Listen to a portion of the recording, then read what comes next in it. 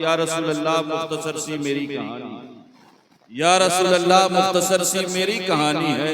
अरे जो भी है तेरी मेहरबानी, जो भी है ये इज्जतें, अज़मतें, रिफ़तें, बुलंदियां, उरूज, मकाम, मर्तबा, जो कुछ भी हमें मिला है सब कुछ नालैने मुस्तफ़ा के सदक़े।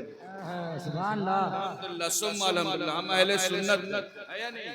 और अहले सुन्नत गुस्ताखों के टोले का नाम नहीं है, बल्कि अहले सुन्नत मुस्तफ़ा के वफादारों का नाम है। अल्हम्दुलिल्लाह सुम्मा अल्हम्दुलिल्लाह। मैं एक बात बता दूं, अल्हम्दुलिल्लाह, जानते हो ये जो गुजरा महीना था वो माहे मीलाद, जिसे हम सुन्नी रसूल आज़म के नाम से मौसूम करते हैं। इस महीने को रसूल आज़म से निस्बत हासिल है, और ये जो रबीउल सानी है इसे गौसे आज़म से निस्बत हासिल है। अल्हम्दुलिल्लाह हम रसूल आज़म के नाम का कलमा पढ़ने वाले हैं और गौसे आज़म की मोहब्बतों का चिराग अपने सीने में जलाए हुए हैं। बात ये नहीं, मैं सिर्फ इतना कहा करता हूँ मुस्तफ़ा के गुलामों, आज हालात आप किसी दुनियादार के नाम का बैनर लेकर के चले कोई सवाल नहीं, लेकिन अगर आई लव मोहम्मद का बैनर ले लें तो लोगों के माथे पर शिकन पड़ जाती है ना, फिर थाने में न जाने क्या क्या दर्ज कर दिया जाता है। और मैं यकीनन मुस्तफ़ा करीम के गुलामों में उस बात पर भी आऊंगा और मैं कहा करता हूँ, या रसूल अल्लाह मुख्तसर सी मेरी कहानी, या रसूल अल्लाह मुख्तसर सी मेरी कहानी है।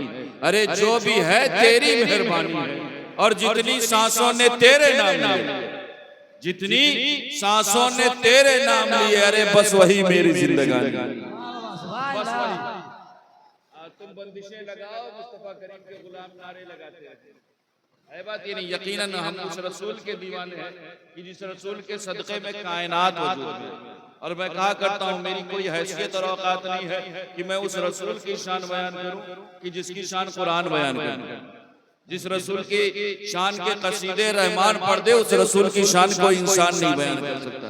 और मैं बस इतना कहा करता हूँ, वो सुबह रबी की सहर का उजाला, वो जिसको बहारों ने सदियों में पाला, वो जिसको बहारों ने सदियों में पाला, अरे जिसे हक ने खुद आप साचे में ढाला, वो जिसने अंधेरों से हमको निकाला, वो बरकत का परता और रहमत का झाला, वो आदम ईसा सभी का हवाला, फलक चांद सूरज सितारे गवाह है, जमी के सभी एक नजारे गवाह है। वो आया है जिसने जहां को संभाला, हुस्न की नजाकत उमंगों की माला, अरे वो हर नूरी बशरी से बेहतर बाला, जो समझे तो कोई उसे हो सवाला, वो हर मौजज़े में नबियों से आला, वो तख्लीक के कुदरत में सबसे निराला, वो आदम को जिसने निगाहों, वो आदम ने जिसको निगाहों में देखा, वो तख्लीक कुदरत की बाहों में देखा। अरे सुनो, वो उम्मत को सीने लगाने है आया, वो तौहीद रब की सुनाने।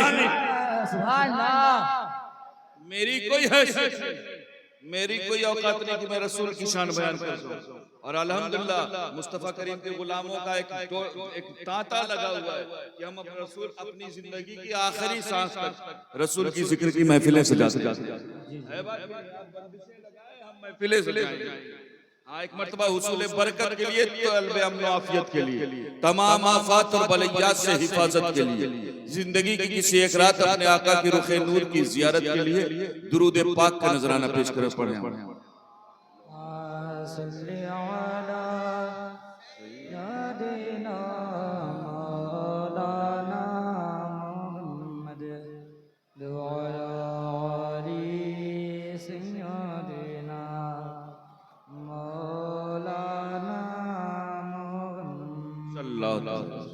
गौसे आज़म के नाम की महफिल सजी, सुनना चाहेंगे आप? कब से जलसा सुन रहे हो, कितनी देर से? कम से कम 3-4 घंटे तो हो गए। बाद इशा से लेकर के अब तक आपने सुना है, मुझसे सुनेंगे?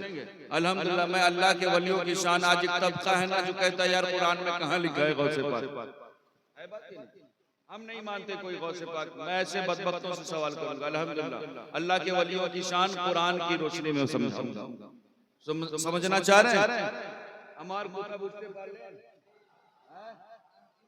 जी जी कोथा सुने या घूम कोरेन हैं? हमारी बातें सुनेंगे या सोएंगे आप? यकीनन अल्हम्दुलिल्लाह सुम्मा अल्हम्दुलिल्लाह। मैं कहा करता हूँ कि सुनो, महशर में मग़फ़िरत की सनद गौसे पाक, महशर में मग़फ़िरत की सनद गौसे पाक है। अरे सब कुछ मेरा है मेरे अगर गौसे पाक, सब कुछ मेरा है मेरे अगर गौसे पाक है। अरे खैरुल वरा की आल है मौला अली के लाल। कौन सा खैरुल वरा की आल है मौला अली के लाल। अरे खैरुन निसा के नूरे नजर गौसे पाक, खैरुन निसा के नूरे नजर गौसे पाक है। और गर्दन पे हर वली के कदम गौसे पाक। गौसे पाक की शान ये है कि उलमा से आपने सुना है ना, क्या गौसे पाक वो हैं कि जिनके कदम तमाम औलिया के गर्दनों पर। लेकिन जानते हो हम हिंदुस्तान के रहने वाले ख्वाजा के दीवाने हिंदल वली अताए रसूल, जानते हो जब ये फरमान गौसे पाक का हजरत गरीब नवाज के कानों में पड़ा ना, तो जानते हो उन्होंने क्या फरमाया? यार ऐ गौसे पाक, यकीनन आपका कदम तमाम औलिया की गर्दनों पर है, लेकिन गौसे पाक आपका कदम मोइनुद्दीन चिश्ती की गर्दनों पर नहीं बल्कि आंखों और निगाहों पर। ये है गौसे पाक का मकाम और मर्तबा। इसीलिए मैं कहा करता हूँ कि महशर में मग़फ़िरत की सनद गौसे पाक है। अरे सब कुछ मेरा है मेरे अगर गौसे पाक है। और खैरुल वरा की आल है मौला अली, खैरुल वरा की आल है मौला अली के लाल। अरे खैरुन निसा के नूरे नजर गौसे पाक, खैरुन निसा के नूरे नजर गौसे पाक है। और गर्दन पे हर वली के कदम गौसे पाक, गर्दन पे हर वली के कदम गौसे पाक। तारे तारे है कुल वली तो कमर गौसे पाक, तारे है कुल वली तो कमर गौसे पाक है। और उनके नसब में नूरे मोहम्मदी है, जिनके नसब में नूरे मोहम्मदी है जलवागर। अरे बेशक हसन के लख्ते जिगर गौसे, बेशक हसन के लख्ते जिगर गौसे पाक। मैंने खुतबे के बाद आयत करीमा की तिलावत का शरफ हासिल किया। कुरान की बहुत मशहूर और मारूफ आयत करीमा, अल्लाह रब्बुल इज्जत इरशाद फरमाता है, सुनो, लक़द कान लकुम फी क़ससिहिम इब्रतुन लिउलिल अलबाब। तहक़ीक़ अल्लाह के नेक बंदों के वाक़यात में अक्ल वालों के लिए इबरत के समान। एक बंदा खड़ा होकर के महफिल में सवाल करता है, यार मैं नहीं मानता कैसे गौसे पाक की ठोकर से मुर्दे जिंदा हो जाओ। लोग इनकार कर बैठते हैं। लेकिन मैं एक बात बता दूं, मुस्तफा करीम के गुलामों, अपनी निस्बतों पर जितना नाज करो कम है, क्योंकि जानते हम उस गौसे पाक के नाम का दम भरने वाले हैं कि जिसकी करामतों के हवाले से इब्ने तैमिया जैसे शख्स ने लिखा है कि गौसे पाक की करामतें इतना तवातुर के साथ बयान होती हैं कि उन पर यकीन करना लाजिम और अशद जरूरी। वो जात है गौसे पाक की। अरे अपने तो अपने गैरों ने कहा है। अशरफ अली थानवी लिखता है कि गौसे पाक की करामतें इतनी ज्यादा रोज़ो रोशन की तरह आया है कि उनका यकीन करना इन्हें किसी तरह का कोई शक और शुबहा नहीं। सोचो, ये है शान गौसे पाक की जिनके कसीदे अपने नहीं बल्कि गैरों ने। अल्लाह रब्बुल इज्जत इरशाद फरमा रहा है, लक़द काना फी क़ससिहिम इब्रतुन लिउलिल अलबाब। तहक़ीक़ अल्लाह के नेक बंदों के वाक़यात में अक्ल वालों के लिए इबरत की समझ। किसके लिए? अक्ल वालों के लिए। अब अगर कोई बंदा खड़ा होकर के कहे मैं नहीं समझता कि कैसे चोर आया था और वली बन करके चला गया, मैं नहीं समझता कैसे 12 साल की डूबी हुई कश्ती पल भर में बाहर निकल आई, मेरी अक्ल तस्लीम नहीं करती, तो मुस्तफा करीम के गुलामों तुम्हें घबराने की जरूरत नहीं है। कुरान ने खुद ही इशारा फरमा दिया है, सुनो, अल्लाह के नेक बंदों के वाक़यात उन्हीं को समझ में आएगा जो अक्ल वाले। अब अगर बंदा अक्ल से खाली होगा तो उसे गौसे पाक की करामतें, उसे मुर्दे का जिंदा कर देना समझ में नहीं आएगा। मैं एक बात और बता दूं, अल्हम्दुलिल्लाह सुम्मा अल्हम्दुलिल्लाह, जानते हो मैं खुद कुरान, मैं अपना बयान कुरान के इर्द गिर्द रखना चाहता हूं। जानते इसी कुरान पाक की बहुत मशहूर और मारूफ आयत करीमा है। अल्लाह रब्बुल इज्जत इरशाद फरमा रहा है, सुनो, इन्नमा वलियुकुमुल्लाह, बेशक अल्लाह तुम्हारा। अल्लाह किसका? अल्लाह तुम्हारा वली। इन्नमा वलियुकुमुल्लाह, बेशक अल्लाह तुम्हारा वली। व रसूलुहु, और उसके रसूल तुम्हारे वली। वल्लज़ीना युक़ीमूनस्सलाह व यूतूनज़्ज़काह व हुम राकिऊन, और वो तुम्हारे वली जो नमाज को कायम करते हैं, ज़कात को अदा करते रहते हैं और आजिज़ी और इंकिसारी करते हैं। अल्लाह वली, अल्लाह जैसा कोई हो सकता है? हम सुन्नियों का अकीदा है कि अल्लाह जैसा कोई नहीं हो सकता। व रसूलुहु, और उसके रसूल तुम्हारे वली। रसूल जैसा यकीनन हम सुन्नी है ना, वो दूसरी बिरादरी है जो रसूल को अपनी तरह कहते हैं, है ना। हमारा यकीन है कि हमारे रसूल के जैसा भी कोई, बोले आप, कोई नहीं हो सकता। लेकिन जानते हो, उसके बाद जानते हो, उलमा मौजूद है, इनसे पूछें कुरान पाक ने जिस सीगे का इस्तेमाल किया है वो जमा कर सकता है। वल्लज़ीना युकीमूनस्सलाह व यूतूनज़्ज़का व हुम राकिऊन, और वो तुम्हारे वली जो नमाज को कायम करते हैं, ज़कात को अदा करते रहते हैं और आजिज़ी और इनकिसारी करते हैं। वहुम राकिऊन का तर्जुमा के हवाले से मुफस्सिरीन फरमाते हैं यानी आजिज़ी और इनकिसारी करते हैं।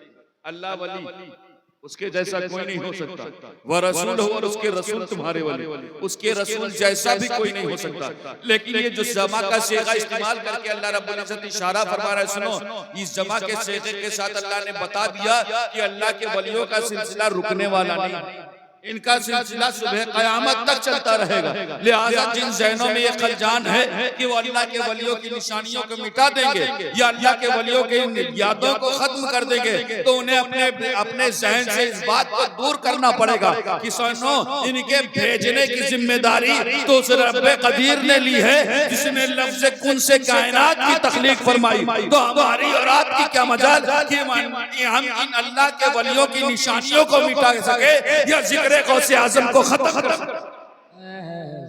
इसीलिए तो मैं कहा करता हूँ, मिट गए मिटते हैं मिट जाएंगे आता तेरे, अरे मिट गए मिटते हैं मिट जाएंगे आता तेरे, ना मिटा है ना मिटेगा कभी चल चल, सुभान अल्लाह, ना मिटेगा कभी चल चल। अल्हम्दुलिल्लाह। जानते हो, अपनी निस्बतों पर जितना नाज करो। गौसे पाक से किसी ने सवाल किया था, अब्दुल कादिर जिलानी बताए, आपकी निस्बतों का फैजान तो उन पर होगा जिन्होंने आपके हाथों में अपना हाथ, आपके निस्बतों का फैजान तो उन पर होगा जिन्होंने आपका दामन पकड़ लिया। लेकिन अब्दुल कादिर जिलानी बताए, आपकी वफात के बाद, आपकी हयात ज़ाहिरी से पर्दा पोशी के बाद आपकी निस्बतें कैसे फायदा।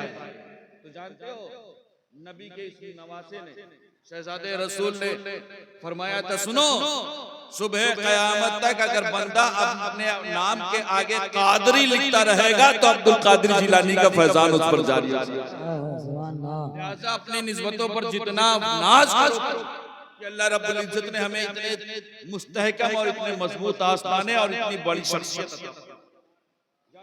मैंने कुरान पाक की जिस आयत करीमा की तिलावत का शरफ हासिल किया, इन्नमा वलियुल्लाह, बेशक अल्लाह तुम्हारा वली, अल्लाह हम सब का वली है ना, व रसूल, और उसका रसूल तुम्हारा वली। और जानते हो अल्लाह कैसा वली, मैं शान विलायत बयान फरमाते हुए कुरान की एक आयत पेश करूं। अल्लाह रब्बुल इज्जत खुद अपनी शान विलायत बयान फरमाते हुए इरशाद फरमाता है, सुनो, फल्लाहु हुवल वलिय्यु व हुवा युहिल मौता, अल्लाह ऐसा वली जो मुर्दे को जिंदा करे। अल्लाह का ये कुदरत है, अल्लाह के पास ये पावर है जो मुर्दे को। लेकिन सुन्नियों, हमारा यकीन और ईमान कहता है कि अल्लाह जिसे वली बना देता है ना, उसके कदमों में इतनी ताकत पैदा हो जाती है कि उनके कदमों की ठोकर से मुर्दे जिंदा हो जाते हैं। आप कहेंगे मैं इधर उधर से कर रहा हूँ, मैं इधर उधर से बातें नहीं करता, लेकिन मैं आपको गौसे पाक की करामत कुरान की रोशनी में समझाऊं। मुर्दा जिंदा हो गया है ना, एक बंदा अगर खड़ा होकर के कहे कि मुझे नहीं समझ में आता, कुरान की रोशनी में बताओ कि मुर्दा कैसे खड़ा हो गया, मुर्दा कैसे जिंदा हो गया, तो सुनना चाहेंगे? बोले हम सलाम पढ़ दें, थके तो नहीं है आप?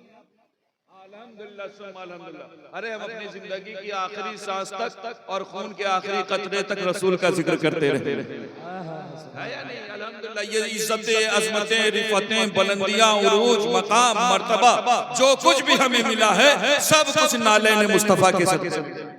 इसीलिए तो मैं कहा करता हूँ, या रसूल अल्लाह, ये नाज ये अंदाज हमारे नहीं होते, या रसूल अल्लाह ये नाज ये अंदाज हमारे नहीं होते। अरे झोली में अगर टुकड़े तुम्हारे नहीं होते, और मिलती ना हमें भीख हुजूर आपके दर से, अरे मिलती ना हमें भीख हुजूर आपके दर से, इस शान से मंगतों के गुजारे। तमाम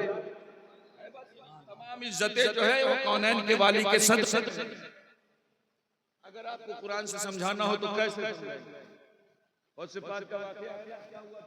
गौसे पाक ने मुर्दे को ठोकर मारी थी, मुर्दा जिंदा हो गया है ना, यही तो है। अब मैं एक बात बताऊं, कुरान पाक की एक सूरह है जिसे हम और आप सूरह बकरा के नाम से जानते हैं। उलमा मौजूद हैं, इनसे पूछें आप कौन सी सूरह बकरा कभी पढ़ी आपने? टाइम मिला है? हमारा यंगस्टर रात भर व्हाट्सएप और फेसबुक, हमारे यंगस्टर्स की हालत तो खैर मैं किसी पर कोई कमेंट्स नहीं करता, लेकिन बातें अगर सच्ची ना हो तो मेरा गिरबान पकड़े। जानते हो व्हाट्सएप के जरिए 2500 किलोमीटर दूर बैठे हुए बंदे से पूछेंगे खाना खाया या नहीं, है ना? आपकी तबीयत तो ठीक है, लेकिन उसी घर में बैठे हुए अपने वालिदैन से नहीं पूछेंगे वालिद साहब खाना खाया। मुस्तफा करीम के गुलामों, अपनी निस्बतों, अपनी मोहब्बतों, कौनैन के वाली का फरमान है, वालिदैन जो है ना वो हमारे लिए जन्नत का दरवाजा, लिहाजा उनका एहतराम करते रहे। खुदा की कसम, जैसा बोगे कमा तुदीन तुदा, अगर तुमने अपने वालिदैन की इज्जत की तो तुम्हारी आने वाली नस्लें तुम्हारा एहतराम करेंगी, और अगर तुमने अपने वालिदैन का दिल दुखाया तो मैं कहता हूँ बड़े से बड़े पीर की दुआ ले लो, तुम्हें वो फायदा नहीं करेगा जो तुम्हारे वालिदैन तुम्हारे हाथ में दुआएं। अगर मेरी बातें सच्ची ना हो तो मेरा गिरेबान पकड़ो जी, क्योंकि जानते हो वालिदैन की दुआएं औलाद के हक में तीर की तरह असरअंदाज करती हैं। यही वजह है कि गौसे पाक की वालिदा ने गौसे पाक को दुआएं दी, तो जो अब्दुल कादिर था ना वो सुबह क़यामत तक गौसे आज़म बनकर गौसे पाक के, अगर मखदूम अशरफ जहांगीर सिमनानी ने वालिदैन की दुआएं ली तो समनान के तख्त को ठोकर मारा और आपकी बादशाह सुबह क़यामत है ना। ये सब वालिदैन की दुआओं का सबब, लिहाजा अपने वालिदैन की दुआएं लेते हैं। मैं बातें करने चला हूं सूरह बकरा के नाम से पढ़ा है। इस सूरह की मैं खासियत बताऊं, बंदा पढ़े या ना पढ़े, लेकिन अगर धंधा मंदा हो जाता है ना, घर में खैर और बरकत खत्म हो जाती है। हाफिज साहब है ना, हाफिज साहब दुकान नहीं चल रही, आइए हमारे यहाँ 40 दिन पर कौन कहता है? तो कहते हैं हाफिज साहब चलिए मेरी दुकान पर 40 दिन सूरह बकरा पढ़ दीजिए, है ना। अब मैं कहना चाहूंगा मुस्तफा करीम के गुलामों, यकीनन आप इमाम साहब से, आपने हाफिज साहब से 40 दिन सूरह बकरा पढ़ाएं, क्योंकि कुरान के लफ्ज लफ्ज में बरकत, चाहे मैं इमाम साहब का ले और गल्ला अपना भर, है बात ये नहीं। लेकिन मैं कहना चाहूंगा मुस्तफा करीम के गुलामों, जानते हो सूरह बकरा कितने पारे पर हुई? तकरीबन 2.5 पारे पर हुई। इतनी बड़ी सूरह बकरा जो आप अपने इमाम साहब से, हाफिज साहब से तन्हा पढ़ाते हैं ना, मैं कहना चाहूंगा मुस्तफा करीम के गुलामों, उस हाफिज साहब के साथ बैठ करके तुम 2.5 सफ़े पढ़ लो, खुदा की कसम अल्लाह वो बरकतें देगा जिसका आपने तसव्वुर। जिम्मेदारी है, अपनी जिम्मेदारियों को एक्सेप्ट। जानते हो सूरह का नाम सूरह बकरा क्यों है?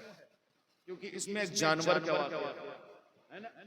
और अभी बातें अगर करूंगा तो हार्ट टॉकिंग हो जाएगी, न जाने कितनों के जज्बात मजरूह हो जाए, और हालात इतने खराब हैं कि लोगों को अपने जज्बात की फिक्र है लेकिन मुसलमानों के जज्बात की फिक्र नहीं है। बात ये नहीं, लेकिन अल्हम्दुलिल्लाह हम मुसलमान हैं, हमारा काम किसी के दुखों को, किसी के दिलों को दुखाना नहीं है, बल्कि दुखियों को सहारा देना है। बात ये नहीं, अल्हम्दुलिल्लाह हमारे रसूल ने वो तालीम दी है कि जानते हो हमारा काम लोगों के लिए कांटे बिछाना नहीं है, बल्कि लोगों के रास्तों से कांटों को साफ कर देना। अल्हम्दुलिल्लाह। मैं उस बात की तरफ सिर्फ इशारा करके जाऊंगा कि जानते हो कुरान पाक में जो सूरह बकरा है उसमें एक जानवर का जिक्र है, इस वजह से इसका नाम सूरह बकरा रखा गया। और क्या जानवर? बनी इस्राइल में एक शख्स का कत्ल हो गया, तो उलमा मौजूद हैं, ये मैं कुरान के अल्फाज बयान कर रहा हूँ अपनी ज़बान में।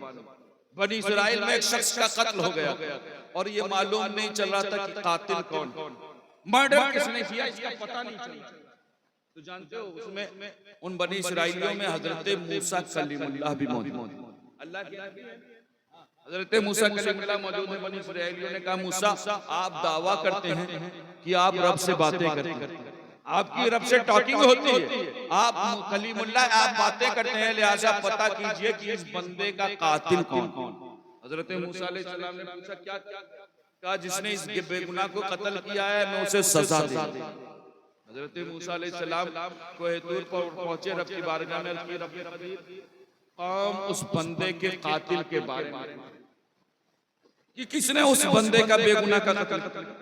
हजरत मूसा अलैहिस्सलाम से अल्लाह रब्बुल इज्जत ने इरशाद फरमाया मूसा उनसे कह दो कि एक जानवर लाए, एक बकरा लाए, एक जानवर लाए।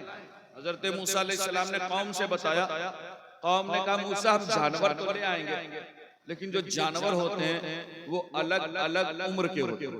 है बात, जानवर छोटा भी होता है, जानवर बड़ा भी होता है, लिहाजा आप जानवर की उम्र पूछ लें।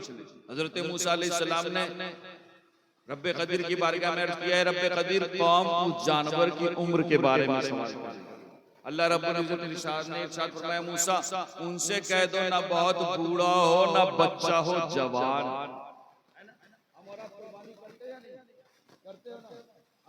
साल भर पैसे इधर उधर खर्चा करोगे कोई फिक्र नहीं, लेकिन जब कुर्बानी का जानवर लेने जाओगे ना तो सोचोगे सस्ता कहाँ से मिलेगा। हमारा यंगस्टर अभी इससे पूछिए, ये मोबाइल लेने जाएगा 25,000 का लेकर के आएगा 30,000। अब पूछो तुमने ऐसा क्यों खरीदा, तो कहेगा अरे हजरत इसमें जीबी ज्यादा है, इसके कैमरे में मेगापिक्सल ज्यादा। हजरत लेने तो गया था 25,000 का, लेकिन महंगा इसलिए ले लिया क्योंकि इसमें फंक्शन ज्यादा, इसकी स्क्रीन बड़ी है। लेकिन जब यही जानवर खरीदने जाएगा तो 20 का इरादा करके जाएगा और 15 का खरीद के लेके आएगा। है बात ये नहीं? मुस्तफा करीम के गुलामों, जिस तरह अपने लिए खर्च करते हो ना, जब खुदा और दीन के नाम पर खर्च करने का मामला है तो फिर जेबें ना देखो बल्कि अल्लाह की रहमत देखो। वो रब जो एक कतरे को दरिया में बदल देता है, वो रब जो एक दाने के खर्च करने पर 700 दाने अपने बंदों को दिया करता है। खुदा की कसम, अगर अल्लाह के राह में तुमने खर्च किया तो अल्लाह वो इनामात देगा जिसका आपने तसव्वुर। तो हजरत मूसा अलैहिस्सलाम ने बताया कि ना बहुत बूढ़ा हो ना बच्चा हो, जवान जानवर लेकर के आओ। हजरत मूसा अलैहिस्सलाम से कौम ने कहा मूसा हम जवान तो ले आएंगे, लेकिन जो जानवर होते हैं वो अलग अलग रंग के होते हैं। आपका एक ही रंग का होता है, पीला भी होता है, सफेद भी होता है, अलग अलग कलर के होते हैं। लिहाजा हम बारगाह खुदा में वो ऐसा जानवर पेश करें जो कबूल हो जाए। मामला खून के इंतकाम का है, मामला उस बेगुनाह के कातिल से बदला लेने का। लिहाजा आप जानवर का कलर भी पूछ लीजिए। अल्लाह रब्बुल इज्जत की बारगाह में हज़रत मूसा फिर अर्ज करते हैं, ऐ अल्लाह रब्बुल इज्जत कौम उस जानवर के कलर और रंग के। अल्लाह रब्बुल इज्जत इरशाद फरमाता है, मूसा जाकर के उनसे बता दो पीले कलर का हो, जवान हो, दिखने में खूबसूरत। ये मैं कुरान पढ़ रहा हूँ अपने अल्फाज में। जानते हो कौम ने जब ये जुमले सुने तो जानवर की तलाश जारी की, वो जानवर मिल नहीं रहा। आखिरकार एक यतीम के पास मिलता है, काफी कीमत देते हैं, देने के बाद लेकर के आते हैं, हजरत मूसा अलैहिस्सलाम की बारगाह में पेश करते हैं। अल्लाह रब्बुल इज्जत इरशाद फरमाता है, सुनो फकुल नदरिबुहा बिबादिहा कज़ालिका युहिल्लाहुल मौत। उस जानवर के गोश्त के टुकड़े को लो और उससे मुर्दे को मारोगे, मुर्दा जिंदा होगा। टुकड़े लो, जानवर ज़बा कब हुआ, ज़बा होने के बाद टुकड़े टुकड़े हुआ और उसके एक टुकड़े से मुर्दे को मारोगे, मुर्दा क्या हो जाएगा, जिंदा हो जाएगा। मैं हैरत में पड़ गया, या अल्लाह इतना लंबा चक्कर क्यों, तूने डायरेक्ट क्यों नहीं फरमाया मूसा जा जानवर जिंदा हो गया, जा मुर्दा जिंदा हो गया, इतना लंबा चक्कर। ऐ अल्लाह रब्बुल इज्जत तो इस बात पर भी कादिर था, अगर इशारा कर देता तो मुर्दा उसके कातिल का नाम पता चल जाता। लेकिन इतना लंबा चक्कर क्यों कि एक जानवर लाओ इस कलर का हो, इतनी ज्यादा निशानियां क्यों, तूने डायरेक्ट। आखिरकार कुछ बंदे डायरेक्ट वाले भी, जो मांगना है डायरेक्ट मांगो कहते हैं, इतना लंबा चक्कर क्यों, डायरेक्ट क्यों नहीं। तो जानता अल्लाह रब्बुल इज्जत खालिक के अक्ल है। अल्लाह रब्बुल इज्जत जानता था कि कल कुछ लोग ऐसे पैदा होंगे जो मेरे महबूब बंदों की करामतों पर शक करेंगे, जो मेरे महबूब बंदों की करामतों को अक्ल के तराजू पर तौलने चाहेंगे। तो उनके सामने ये वाकया होना चाहिए कि जब मुर्दा जानवर के गोश्त के टुकड़े से मुर्दे को मारा गया तो मुर्दा जिंदा हो गया। तो बताओ गौसे आजम की ठोकर से मुर्दा जिंदा क्यों? अरे गौसे आजम तो गौसे आजम है। अल्लाह ने एक जानवर के गोश्त में इतनी ताकत पैदा कर दी। उसी रब्बे कदीर ने गौसे आजम के कदमों में इतनी ताकत पैदा कर दी थी कि उनके कदमों की ठोकर से मुर्दे जिंदा हो जाया करते थे। उसी रब्बे कदीर ने गरीब नवाज के अंदर वो पावर पैदा कर दिया था कि उनके इशारे से अना सागर कासे में समट आया था। उसी रब्बे कदीर ने हजरत मखदूम अशरफ जहांगीर की नानी के अंदर वो कुव्वत पैदा कर दी थी कि उनके इशारे से मूरत औरत और जानते हो चाहे जैसे थे, उन्होंने ये नहीं कहा मूसा तुम हटो अल्लाह से डायरेक्ट। एक जमात कहती इधर उधर मत जाओ, जो मांगना है रब से मांगो। हालांकि सुबह की चाय वो घर वाली से, लेकिन रात भर तकरीर करेंगे जो मांगना है रब से। या अल्लाह तूने डायरेक्ट क्यों नहीं किया, इतना लंबा चक्कर है ना। तो जानते हो बनी इस्राएली चाहे जैसे थे, लेकिन उन्होंने ये नहीं कहा मूसा तुम हटो अल्लाह से डायरेक्ट, मूसा तुम बात करो, मूसा तुम मांगो। क्यों? क्योंकि खुदा जब सुनता है जब नबी बीच में, खुदा जब देता है जब नबी बीच में।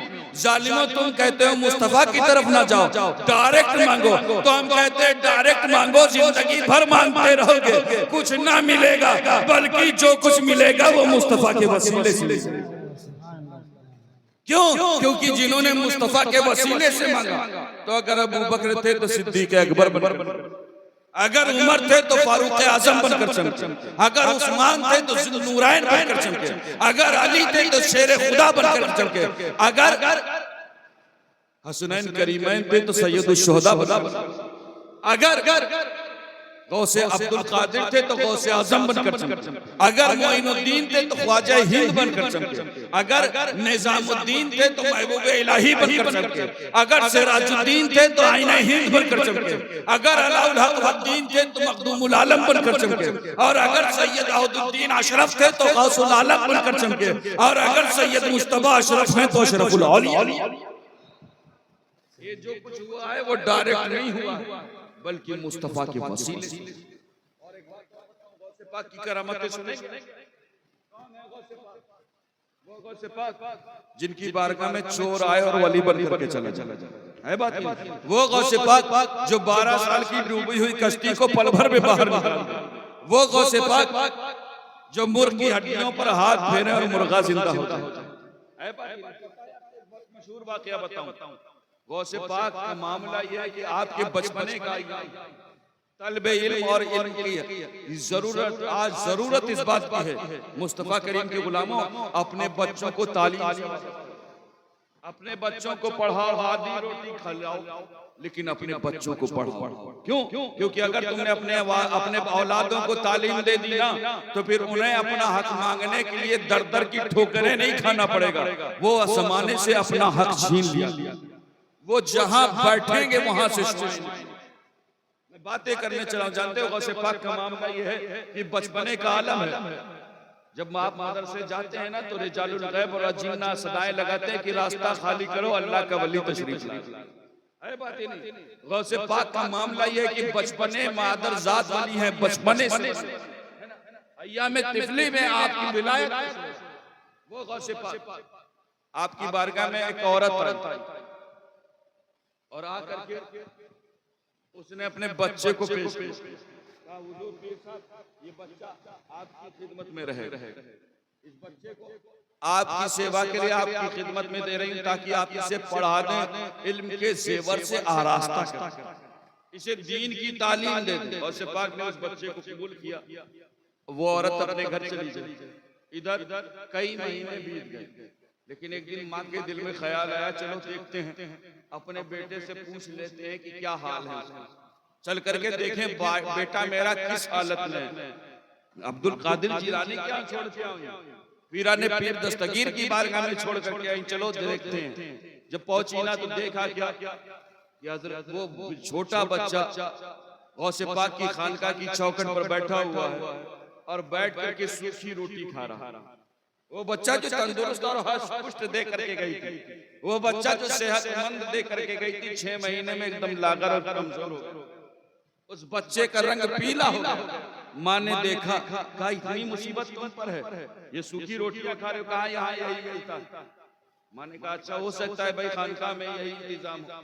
अब कहा अब यहाँ आई हूँ, बेटे से मिल रही हूँ, चलो अंदर चल करके गौसे पाक से भी मिल लेते हैं।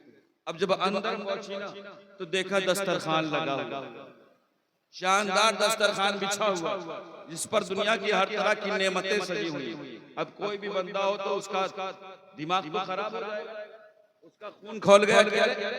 बाहर मेरा बेटा सूखी रोटी खा रहा और यहाँ शानदार दस्तरखान लगा हुआ है जिस पर अल्लाह ने हर तरह की नेमतें सजाई हुई, ये कैसा इंतजाम।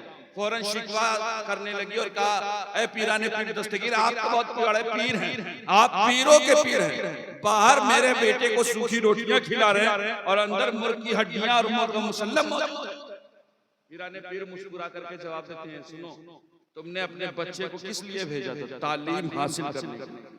तुमने अपने बच्चे को दीन सीखने के लिए भेजा था। अरे सुनो, ये जो वहाँ सूखी रोटियां खा रहा है ना, गौसे पाक जलाल में आते हैं, उलमा मौजूद है, इनसे पूछे, तारीख बताती है कि उस दस्तरखान पर मुर्ग की हड्डियां बिखरी हुई। पीराने पीर दस्तगीर अपना हाथ फेरते हैं, तारीख बताती है मुर्ग जिंदा हो जाता। अब फरमाते सुनो, तुम्हारा बच्चा जो आज सूखी रोटियां खा रहा है ना, वो कल जब इस लायक हो जाएगा, वो भी जब इस लायक हो जाएगा कि हड्डियों पर हाथ फेरे, तो उसके लिए भी मुर्ग मुसल्लम लगाएगा। ये कहने का मकसद है, ये जो दौलत हासिल होती है कुर्बानियों के बाद हासिल होती है। गौसे पाक की कुर्बानियां आप याद रखें, जानते हैं आपके उस्ताद ने कहा था, अब्दुल कादिर अब तुम्हें जीलान छोड़ना होगा और बगदाद जाना, आगे की तालीम का सिलसिला तुम्हारा वहां होगा। पीराने पीर अब्दुल कादिर जिलानी का मामला यह है कि आप अपने वालिदैन की इकलौती औलाद, तन्हा एक औलाद, आपके वालिद दुनिया से कूच कर चुके हैं, वफात पा चुके हैं, आपकी तन्हा माँ मौजूद हैं। गौसे पाक जब अपनी माँ से इजाजत लेते हैं ना कि माँ मुझे इल्म के हासिल करने के लिए बगदाद जाना, हमारी और आपकी माँ हो तो अरे यार मेरी इकलौती औलाद हो तुम कहाँ जाओ, इतना लंबा सफर करोगे। लेकिन जानते हो पीराने पीर दस्तगीर की माँ आंखों में आंसू नहीं, और तारीख उलमा मौजूद है, इनसे पूछें ये गौसे पाक की माँ की गौसे पाक से आखिरी मुलाकात, जरा उस माँ के जज्बे को देखो।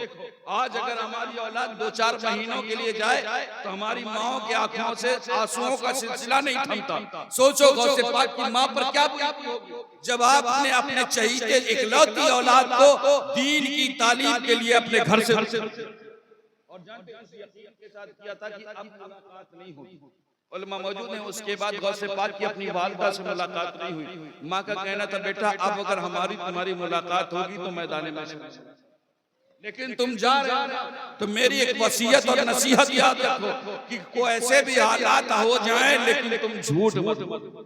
यही गौसे पाक की माँ ने क्या कहा था, कभी झूठ मत बोलना। और हमारी और आपकी क्या हालत है, हमारे झूठ से तो हमारे माँ बाप महफूज नहीं, हमारे झूठ से हमारे रिश्तेदार और अहबाब महफूज नहीं, हमारे झूठ से तो हमारी घरवाली महफूज नहीं।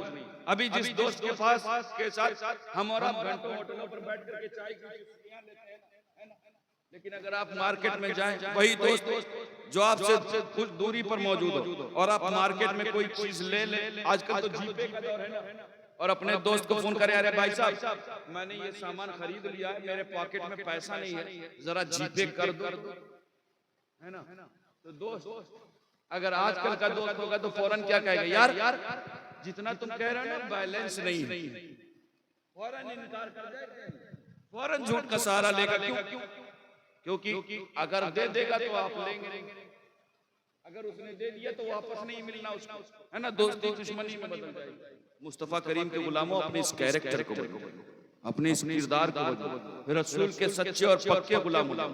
अगर गौसे पाक की मोहब्बत है ना तो सिर्फ लंगर खाने से काम नहीं चलेगा, गौसे पाक के नाम के नारे लगाने से काम नहीं चलेगा, बल्कि गौसे पाक की मोहब्बत तब सच्ची होगी जब गौसे पाक के अमल पर भी, पैगाम पर भी अमल करें। गौसे पाक का एक मैसेज सुनना चाहेंगे? गौसे पाक की करामतें आप तक आपने उलमा से सुनी होगी, लेकिन मैं आपको गौसे पाक की एक बात सुनाता हूं। गौसे पाक फरमाते हैं, सुनो, अल मुहिब्बु ला यमलिकु शै युसल्लिमु कुल्ला इला महबूब। मुहिब की पहचान है वो खुद किसी चीज का मालिक नहीं होता, बल्कि अपनी हर चीज अपने महबूब के सुपुर्द कर देता है। किसने? पीरा ने पीर दस्तगीर क्या फरमाया, हम सब गौसे पाक के दीवाने, गौसे पाक के नाम का लंगर खाने वाले, या गौस मदद की सदाएं लगाने वाले, गौस का दामन नहीं छोड़े होंगे कि नारे लगाते हैं। वो पीरा ने पीर दस्तगीर फरमाते हैं, मुहिब की ये पहचान है, वो खुद किसी चीज का मालिक नहीं होता, बल्कि अपनी हर चीज अपने महबूब के सिपुर्द करता है। तो हम सब तो रसूल के दीवाने हैं या नहीं? तो रसूल अगर कुछ मांगे तो दोगे या नहीं? कि सिर्फ नारे लगाओ?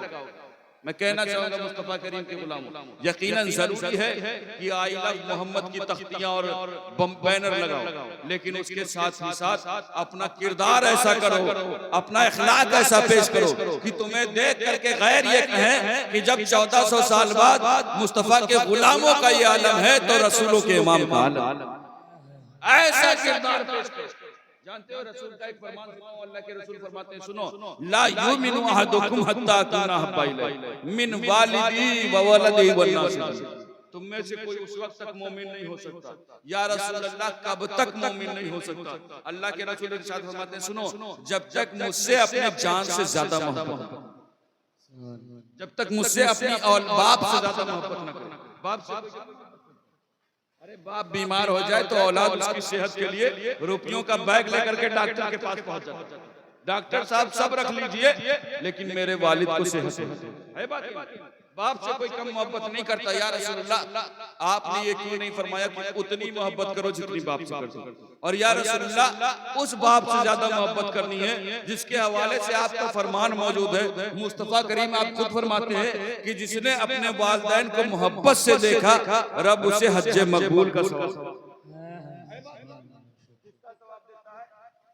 हज्जे मकबूल का। और हज में फर्क होता है, हज्जे मकबूल वो है जो कबूल हो जाए, है बात नहीं।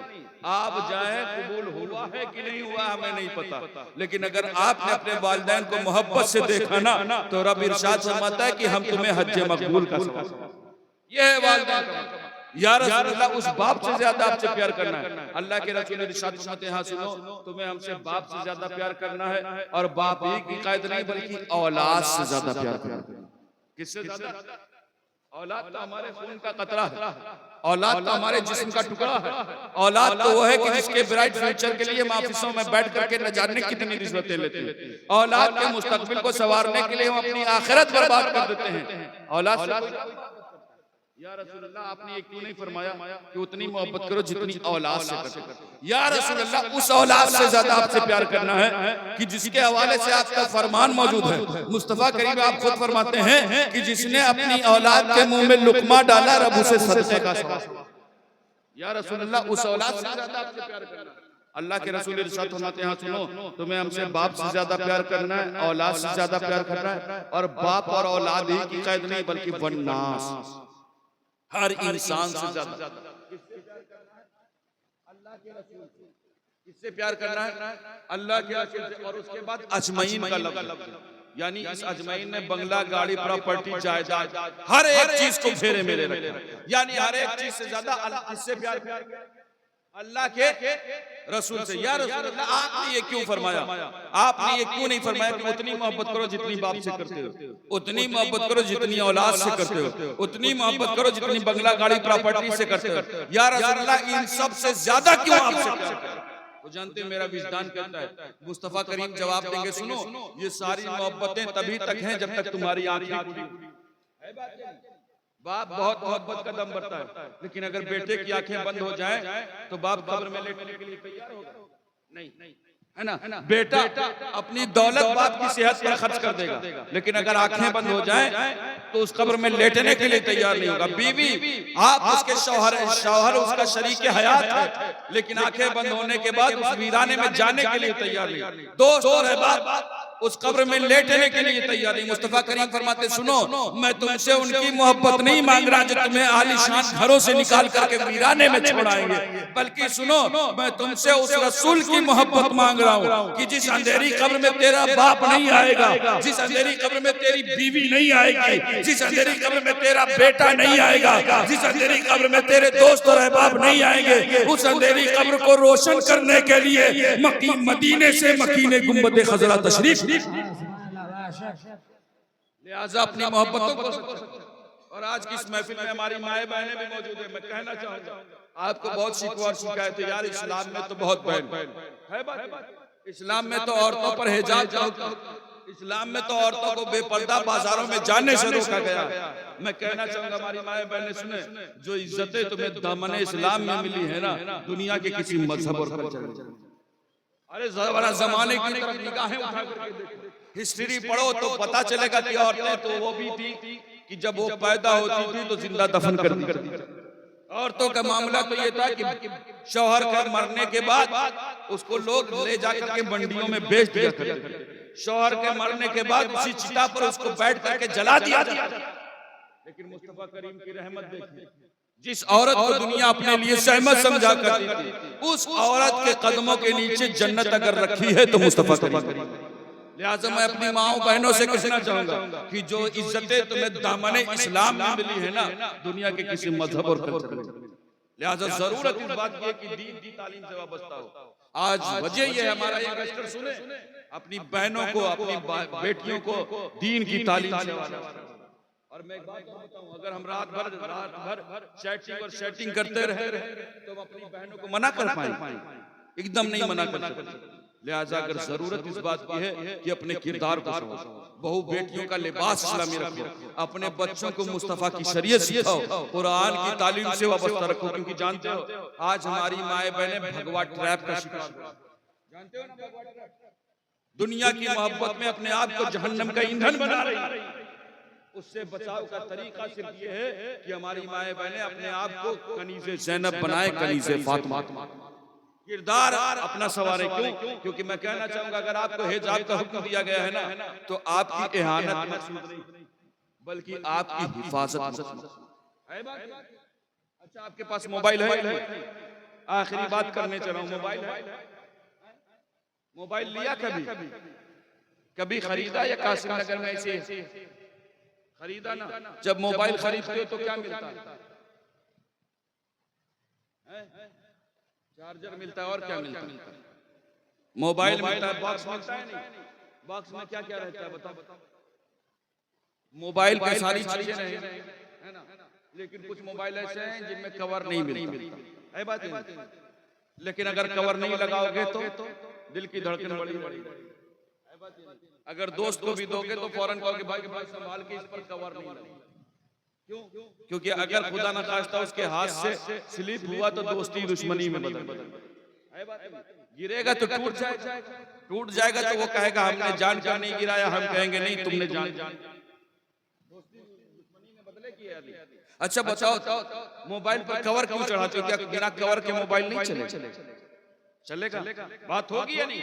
यकीनन बात होगी, लेकिन कवर क्यों लगाते हो? किसकी सेफ्टी के लिए, है ना? अच्छा, अगर 10-20 हजार लाख 1.5 लाख का मोबाइल अगर टूटेगा तो क्या होगा? जानते हो? अल्लाह देगा,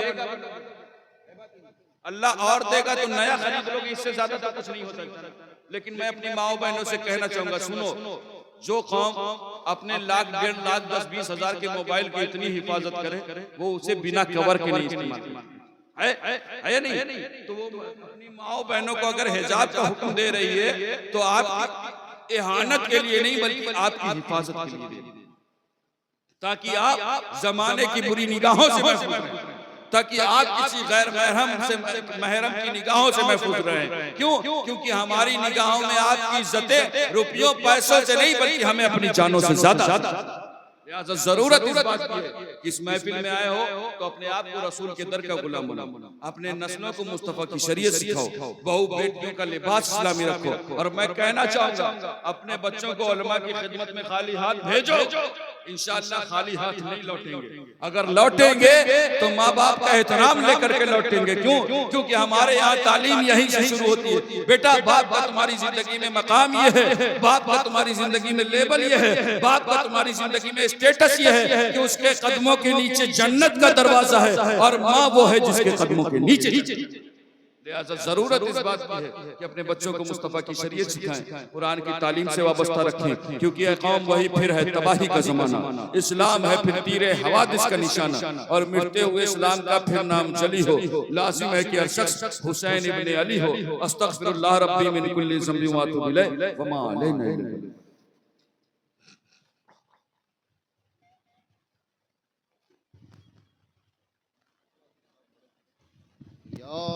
नबी सलाम अलैका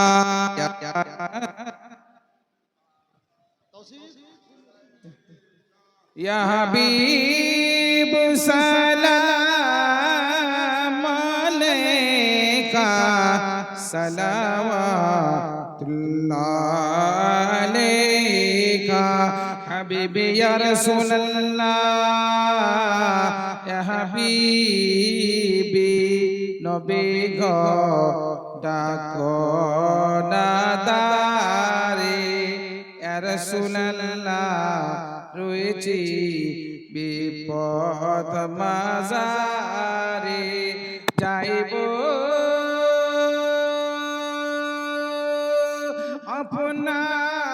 আপনার দ্বারে আসিব না কখনো ফিরে ইয়া নবী সালাম रसूल सलाम अलैका या हबीब सलाम अलैका सलावतुल्लाह हबीबी या रसूल अल्लाह या हबीबी वास्ता गौसो ख्वाजा का वास्ता हसनैन हुसैन का वास्ता